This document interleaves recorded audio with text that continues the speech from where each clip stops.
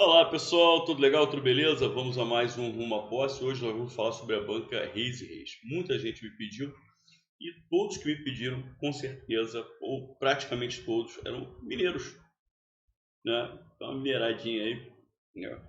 Pessoal do Clube da Esquina me pedindo aí para falar um bocado sobre essa banca Reis e Reis. É uma banca interessante, faz umas provas um pouco diferentes, né? As questões de interpretação de texto são bem boladas, são inteligentes, são interessantes. Eu trouxe duas hoje para a gente trabalhar, muito legais.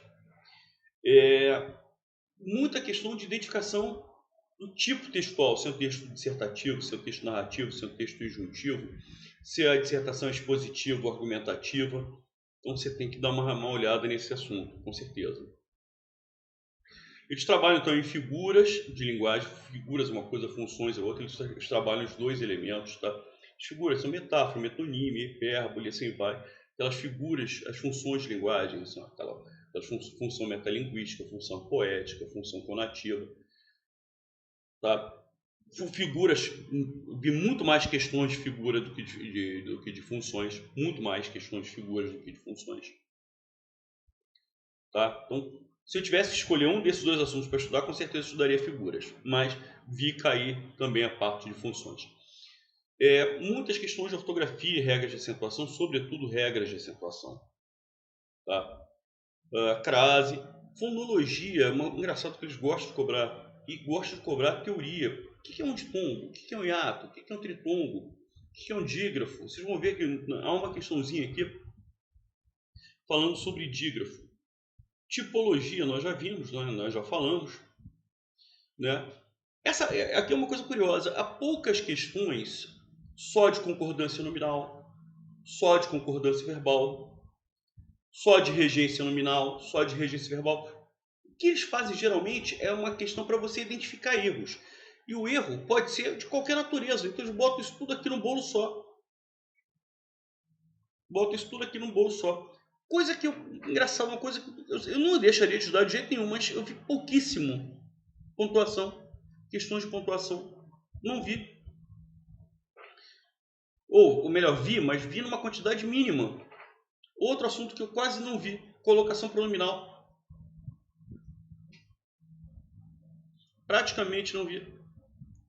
E uma coisa curiosa, muita questão de sintaxe, identificação de função sintática, identificação da classificação de orações, o cara pega uma oração, sublinha e manda você classificar. Muita questão envolvendo isso. Muita questão envolvendo classificação de orações e funções sintáticas. Mas não vi morfologia, identificação de classes gramaticais. Então, a parte de morfologia, não vi. Exceto a parte de conjunções, parte de conectores, mas mais para identificar o valor semântico. Não para você dizer que é uma conjunção, por exemplo, ou uma preposição, não para identificar a classe gramatical, mas para identificar o valor semântico daquele conector.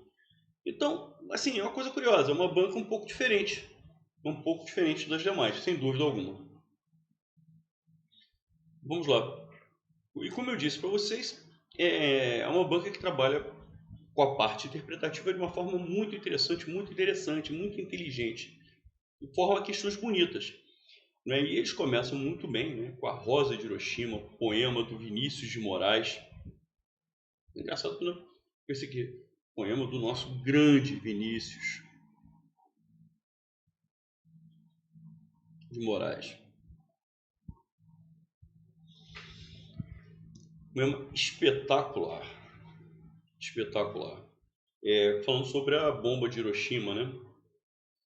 Que caiu, aliás, a bomba que os Estados Unidos jogaram sobre o Japão, né? Sobre a cidade de Hiroshima e Nagasaki. Então ele está falando sobre as consequências da bomba de Hiroshima, né? Essa bomba foi que fechou a Segunda Guerra Mundial. Quando ele fez o poema, ele fez praticamente 10 anos depois. Né? Pense nas crianças mudas, telepáticas, ou seja, ele não está nem mais falando tanto das pessoas que morreram, ele está falando das pessoas que sobreviveram. E por conta da radioatividade, né? Então o que acontece? Né? As pessoas pensem nas crianças mudas, telepáticas, pensem nas meninas cegas, inexatas, falando da questão da menstruação, né? Que não tem aquela regularidade. Pensem nas mulheres rotas, alteradas. Pensem nas feridas como rosas cálidas, mas não se esqueçam da rosa, quer dizer, para as pessoas não se esquecerem da bomba, que isso tudo é uma consequência da bomba. A rosa hereditária, olha só, a bomba foi jogada 10 anos antes, mas deixou uma herança. A rosa radioativa, estúpido inválida, a rosa com cirrose, a anti-rosa. Cara, é espetacular esse poema, eu fico até arrepiado, né? A maneira como ele fala, como ele termina, né? A rosa com cirrose, a anti-rosa. Na realidade, essa é uma anti-rosa atômica, uma bomba atômica que foi jogada sobre essas duas cidades. Sem cor, sem perfume, sem rosa, sem nada. Quer dizer, uma rosa que parece realmente uma bomba, quando explodiu, parecia um cogumelo, uma rosa. Então, o formato, de quando a bomba caiu, parecia, né? A bomba explode, faz aquele cogumelo de fumaça e de destruição. Bom, vamos lá, pessoal. No texto Vinícius Moraes, é evidente após a leitura e interpretação o uso de uma figura de linguagem.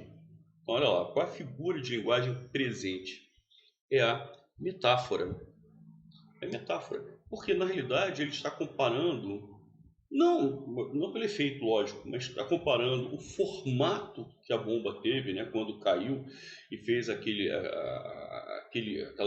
fumaceira toda, aquela imagem de destruição, parecia, uns chamam de cogumelo, uns lembram o formato de um cogumelo, outros lembram o formato de uma rosa. Então, na realidade, ele compara com uma rosa, né? Lembrando sempre que a metáfora é uma comparação por algum método, por algum critério. No caso, é pelo critério da imagem que se formou, né? É uma imagem efetivamente assustadora. Tá legal? Então, a figura de linguagem que se faz presente aí, no caso, claramente é a metáfora. Lembrando, a prosopopeia é uma personificação. É como se eu dissesse que a caneta me disse alguma coisa. Não, a caneta não me diz alguma coisa. Então, estou dando um perfil humano, né? Estou dando uma característica humana à caneta, que é a capacidade de me dizer alguma coisa. Metonímia é quando você faz algum tipo de associação, né? Então, fulano é um grande raquete. Ele não é um grande raquete, ele é um grande tenista. Então, a gente toma a profissão pela sua ferramenta de trabalho. Então, comi 3 pratos. Comeu os 3 pratos. Você comeu o conteúdo. Então, a gente troca o conteúdo pelo continente. Ironia é quando nós temos um deboche, uma gozação. Por exemplo, ô Rosenthal, como você está magrinho? Lógico, quando a pessoa fala isso, ela está debochando de mim, ela está me ironizando. Então, isso aqui é ironia. Questão número 2, pessoal, eu já praticamente respondi, né? E essa questão número 2 é uma questão interpretativa, mas ela também é uma questão que exige um pouco de cultura. Então, ela é interpretativa, sim, bacana, mas ela requer também um pouco de cultura, quer dizer, ela requer que o candidato ao responder traga alguma informação de fora, né? Que tenha o conhecimento que a rosa de Hiroshima, na realidade, é a bomba de Hiroshima. Ele está se referindo à bomba de Hiroshima. Uma metáfora que existe é entre a rosa e a bomba. Né? A bomba que matou milhares e milhares e milhares de pessoas nessas duas cidades. Então, quando ele fala a rosa de Hiroshima, nós estamos claramente nos referindo à bomba de Hiroshima. Certo? Bom, vamos lá. Questão número 3. Olha só que questão curiosa é essa.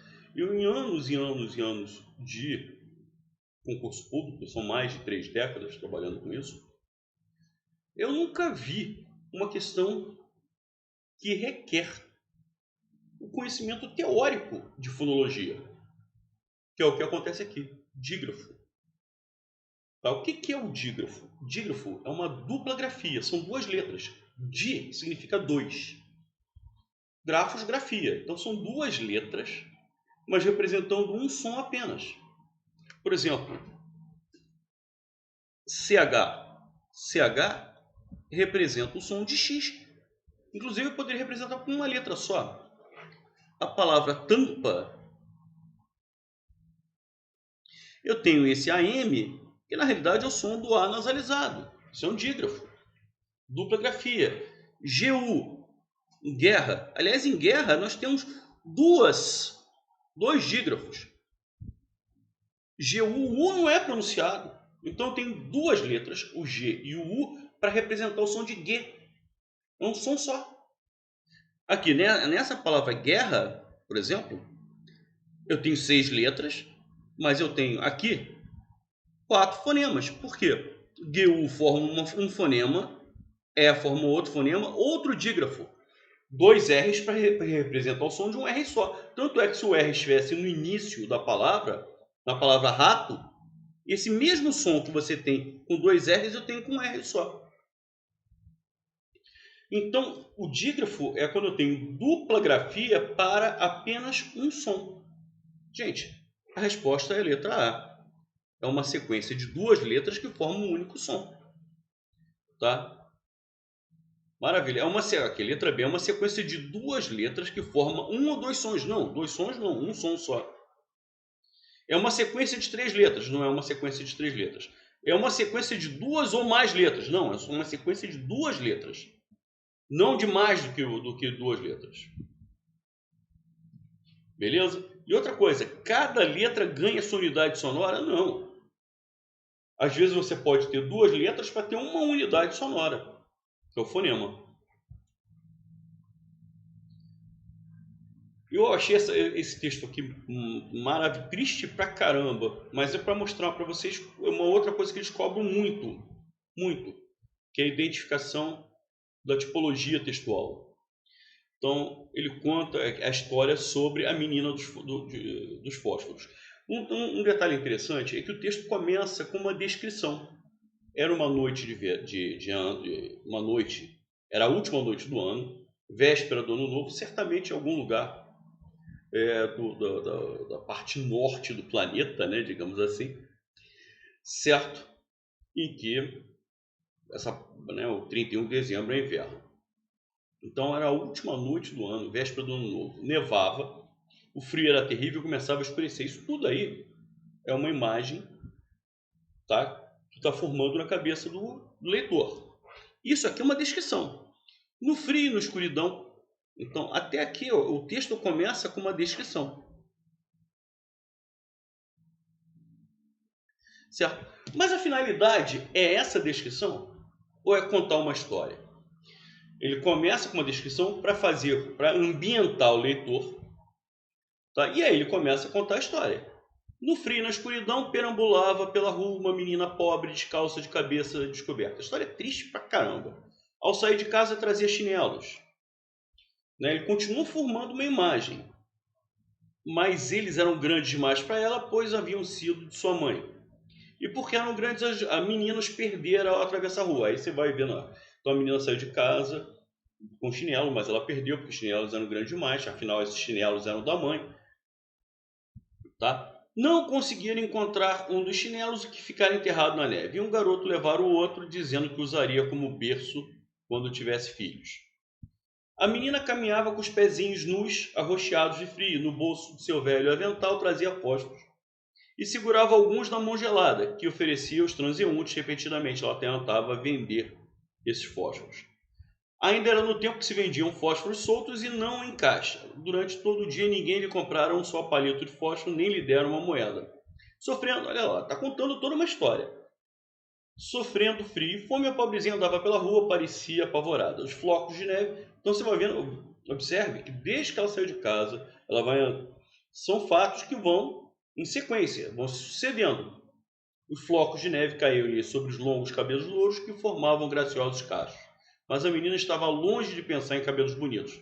Todas as janelas estavam iluminadas e chegava até um aroma delicioso de pato assado. Aí vem a parte trágica, final. Aliás, o texto é todo trágico, né?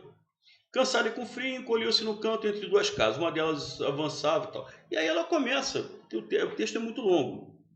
Então ela acendeu um fósforo para se aquecer e ela começa a ter alucinações, não é? Ela começa a ter alucinações, ela começa a pensar, ver luzes, tá? ela acende um fósforo e tem uma sensação agradável de calor que aquele fósforo deu, mas logo, obviamente, aquele fósforo apaga.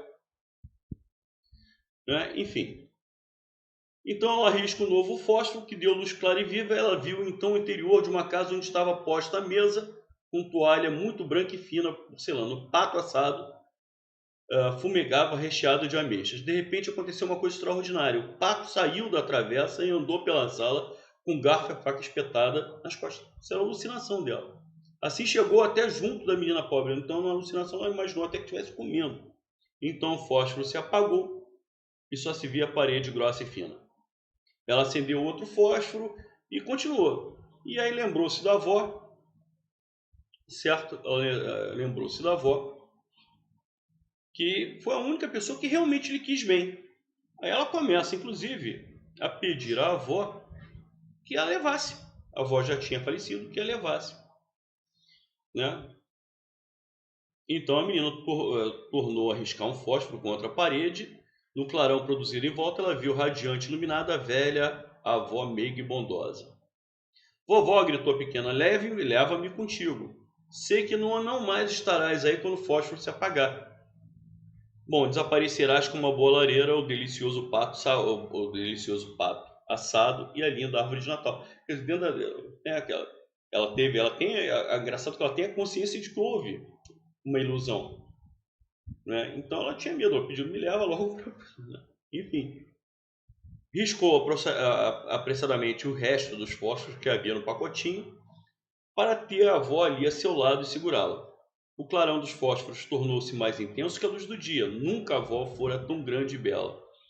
Então, olha lá, a ilusão que ela passou a ter da avó foi cada vez maior. Ergueu a menina nos braços e as duas voaram felizes para as alturas onde não havia, olha só, onde não havia frio, nem fome, nem apreensões.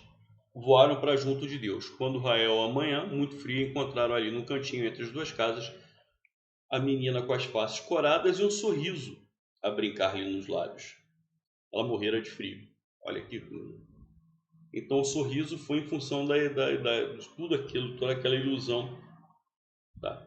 A aurora do ano novo brilhava sobre o pequenino cadáver que jazia com os fósforos nas mãos. O maço inteiro estava queimado. Ela só queria se aquecer com aqueles fósforos. Porra, que história triste pra caramba. Mas você vê, é uma história, é uma narração. Tá? Ele está relatando toda uma sequência de fatos. Gente, esse texto claramente é um texto narrativo. Está contando historinha, não está emitindo opiniões sobre isso. Né? Por exemplo, se o autor do texto contasse essa história para defender uma tese, por exemplo, que as pessoas hoje não se importam umas com as outras, que nós teríamos que repensar o mundo olhando um pouco para os mais pobres, e aí contasse essa historinha para a defesa dessa tese, o texto passaria a ser argumentativo, dissertativo argumentativo. Então a historinha toda teria como finalidade defender a tese de que as pessoas precisam olhar um pouco mais para os pobres, não deixar com que essas coisas aconteçam, não deixar que essas coisas aconteçam, enfim. Mas o autor do texto não emite opinião nenhuma, ele só conta a história praticamente. O texto começa com um fragmento pequenininho descritivo, ambientando as pessoas, quer dizer, mostrando, olha, a história se passa no lugar frio, no último dia de ano. Então, ambientou, pronto, descreveu. A partir dali, é todo o relato dessa saga triste e trágica dessa menina. Por isso que é um texto claramente narrativo.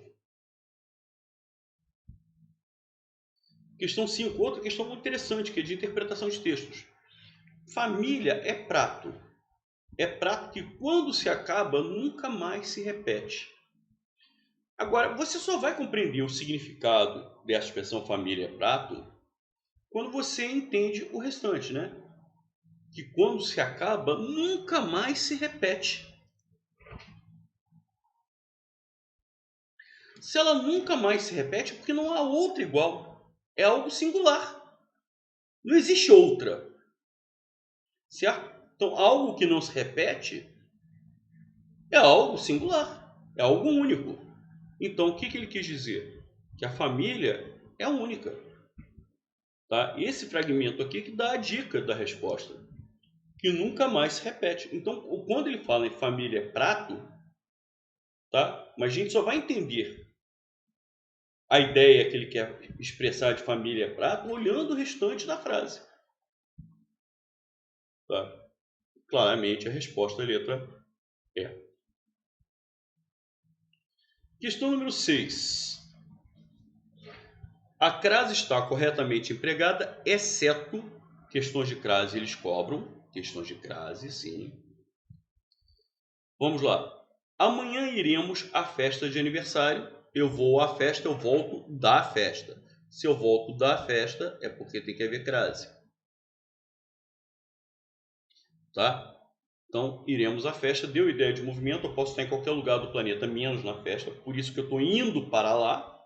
Deu ideia de movimento de locomoção. Aplicamos volta. Se aparecer, dá-lhe a crase. Beleza. Fumar é prejudicial à saúde. Fumar é prejudicial ao corpo. Então, se eu passei de A para A, é prejudicial a alguma coisa, eu tenho a preposição a, mais o artigo a de à saúde. Beleza. Ele saiu às 10 horas.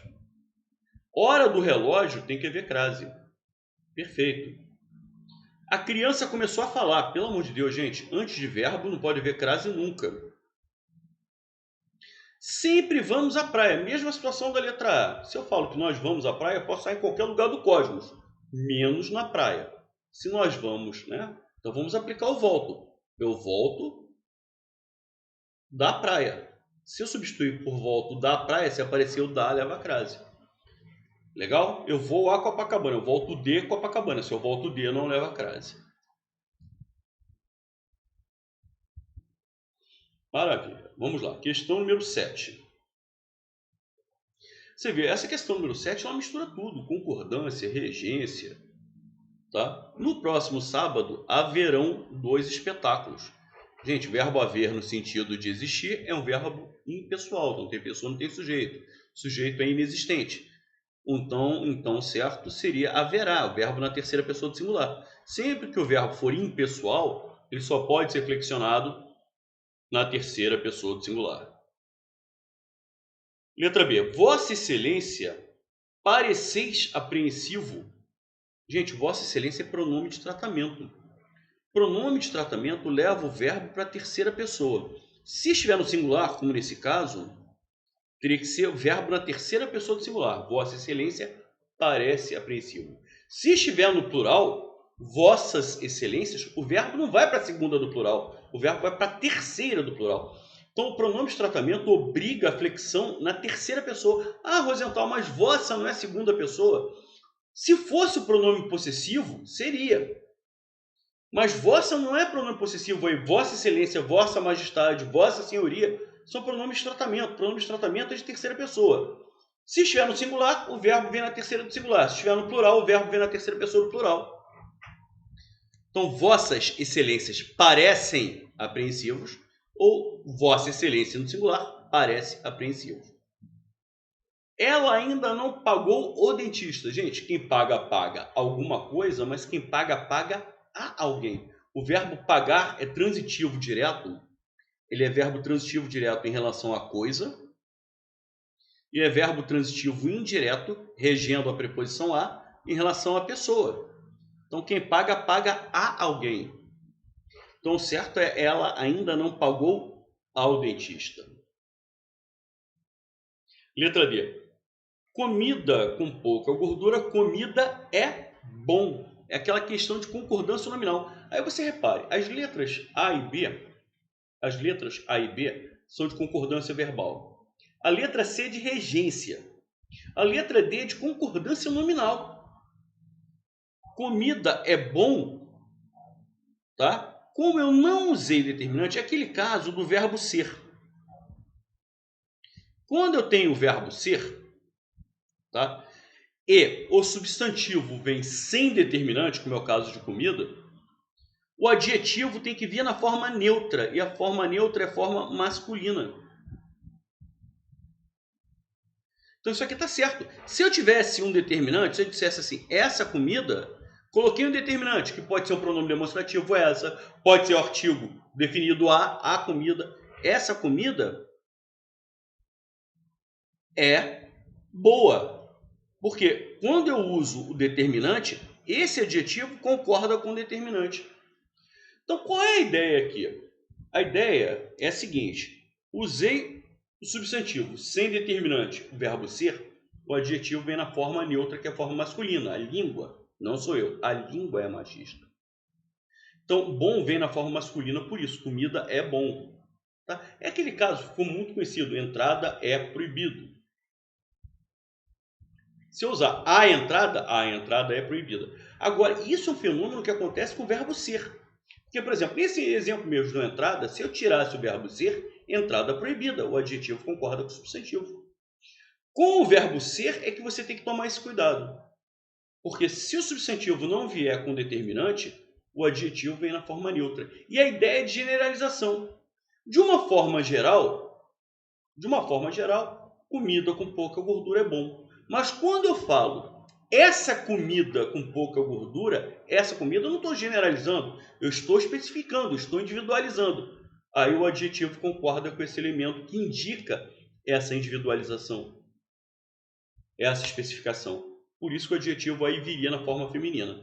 Bom, como eu venho sem esse determinante, o adjetivo vem na forma masculina, perfeita, exatamente como aparece aqui na questão número 7. Vamos lá, questão número 8, foi aquilo que eu disse para vocês. Aqui é uma questão de classificação de orações, e daquela forma antiga, daquela forma tradicional, conservadora. O cara sublinha uma oração e manda você classificá-la. Os gerentes comunicaram que poderiam se atrasar para a reunião. Devemos, pois... O pois está deslocado. Quando o pois está deslocado, ele é sinônimo de então, de portanto. É uma conjunção conclusiva. Se é uma conjunção conclusiva, uma conjunção coordenativa conclusiva, essa conjunção se chama coordenativa. A oração que está sublinhada, a conjunção é coordenativa. A oração é coordenada, sindética, por quê? Porque possui a conjunção conclusiva. A letra A está bacana. Letra B. O povo votará contanto que haja bons candidatos. Contanto que haja bons candidatos? Vamos lá. O povo votará? Depende. Se houver bons candidatos. Caso haja bons candidatos. Na hipótese de haver bons candidatos. Então, essa conjunção contanto que é uma conjunção condicional. Desde que haja bons candidatos. Então, na realidade, o povo só votará nessa condição. Então, desde que haja bons candidatos. Ou seja, não é consecutiva, ela é condicional. Ele pede a errada, é resposta. Beleza? Letra B. Parece isso. Substitua a oração inteira pela palavra isso. Quando eu substituo a oração inteira pela palavra isso, eu chego à conclusão de que se trata de uma oração subordinada substantiva. Eu preciso agora apenas identificar a função sintática da palavra isso. Parece isso ou isso parece. Ou seja, o verbo parecer, inclusive, concorda com isso. Isso parece. Isso é sujeito. Então, se o isso é sujeito, é porque a oração é subjetiva. Perfeito. E a letra D de dado. O candidato agradeceu a todos os quais participaram de sua campanha. Esse aqui é um pronome relativo. Se ele é um pronome relativo, introduz uma oração subordinada adjetiva. E repare que antes do pronome relativo não há vírgula, não há travessão, não há abertura de parênteses. Então nós temos uma oração subordinada adjetiva restritiva. Perfeito. Questão número 9. Como eu falei, é um assunto que é cobrado sempre em provas, que é a parte de conjunções. Os conectores. Leio o fragmento. Abro o jornal, quero me refugiar nele. Mas eis que anunciam 2 apartamentos por andar. Mas, porém, eis que anunciam. Todavia, então quero me refugiar no jornal, mas já vem logo um anúncio, né? Se vem logo um anúncio, isso aqui, na realidade, gera uma contraposição em relação, uma adversidade. Puxa, eu quero me distrair, eu quero me livrar desses anúncios todos, dessas propagandas todas, Aí vou ler um jornal para me distanciar disso. Quando eu abro o jornal, o que que vem? Um anúncio com 2 apartamentos, um anúncio com 2 apartamentos para andar. Então, o mais é uma conjunção coordenativa adversativa, introduz uma ideia de adversidade, de contrariedade, de oposição. E para nós fecharmos, olha lá, como eu falei para vocês, eu praticamente não vi questão de classes gramaticais, mas de função sintática, bastante. Identificação de função sintática. Vamos lá. Letra A. Então ele pede a errada. A apresentação do espetáculo deixou o público... Gente, quem deixa, deixa alguma coisa. O público complementa a ideia do verbo deixar. O verbo deixar é verbo transitivo direto. Então, complementou a ideia do verbo deixar, certo? Se completou a ideia de um verbo transitivo direto, completou a ideia do verbo sem preposição, ele é objeto, e é objeto direto. Certo? Agora, quem é que ficou extasiado? Extasiado não ficou o público? E o público não é objeto direto? Então, isso aqui é uma qualidade do objeto. Você concorda comigo? Quem deixa, deixa alguém. Olha, a apresentação é sujeito. Tanto é que se eu passar para o plural, as apresentações deixaram o público. Então, a apresentação do espetáculo, tudo isso aí é sujeito. Quem deixa, deixa alguma coisa. O público é objeto direto. Certo? Maravilha. Extasiado qualifica o público. Se o termo público é objeto direto e extasiado dá uma qualidade para esse público, que é objeto direto, ele é uma qualidade do objeto direto.